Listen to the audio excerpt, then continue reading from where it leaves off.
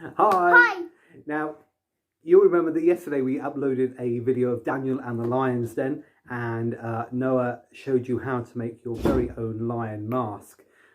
We're very pleased that Daniel and Emily and Julie and Peter have also had a go at making the Daniel and the Lion's Den story, and they've made their own lion mask too. So watch this video and see for yourself just how good their masks are. Action. This is Daniel and the Lion, brought to you by Daniel, which is Daniel. Emily, which is the king. a mummy who's the bad guy. Off we go. The work of a king can be hard and demanding, so King Darius wanted some help with commanding. He gathered some helpers to lend him a hand. They cared for his stuff. They protected his land. A worker named Daniel was clearly the best, so the king made him boss over all of the rest. But the rest were not happy with Daniel, their boss. The king, they agreed, should give Daniel the toss. They said, Daniel must go, then the choice will be clear whom the king should make boss from the helpers still here. they watched Daniel to see if he did something bad. They would run and they'd tattle on him if he had. They watched night, they watched day, but they never did find even one little thing that would change the king's mind. They whined, Daniel is faithful, he's good and he's wise. He always works hard and he never tells lies. If there's one little thing we might use, then it's this. He prays every day. Not a day does he miss. That's it. said a helper. We've got him. He's through. We'll make praying a crime. Yes, that's just what we'll do. We'll bamboozle the king into making it wrong. Then Daniel, our boss, won't be boss for too long. So they ran to the king, feeling ever so clever. They greeted the king, saying, Oh, king, live forever! All we helpers agree that a law should be made that says people who pray any prayers that are prayed must pray them to you because you are the best. They must not pray to men or to gods or the rest. If they dare say a prayer to some other than you, then they'll sleep with the lions. Have lunch with them too. King Darius liked how the law made him feel, so he wrote it all down and he gave it his seal. Now the law had been signed, it could not be undone. The helpers all grinned, surely Daniel was done. The law was proclaimed, one and all understood. They must pray to the king. Hungry lions weren't good. Now, when Daniel got home, he did just as before. He went straight to his window and knelt on the floor. He prayed only to God. Daniel broke the king's law, as the helpers who spied while he prayed clearly saw.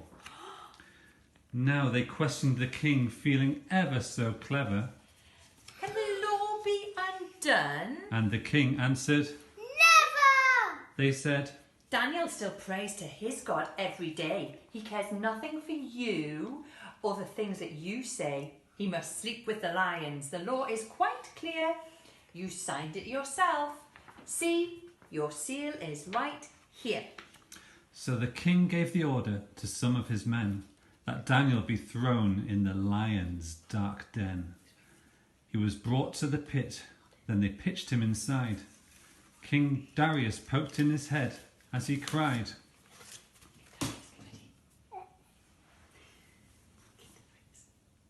May your God, when you serve without cease, every day may rescue you from the lions and keep you okay.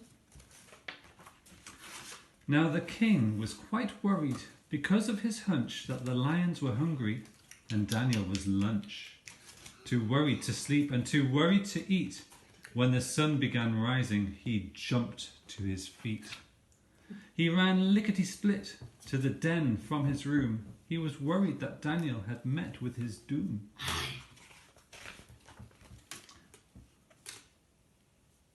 Did your God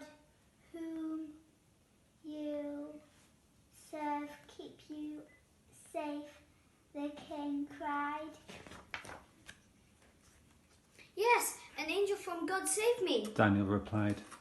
He calmed all the lions so none would attack, and then munched me for lunch or perhaps for a snack.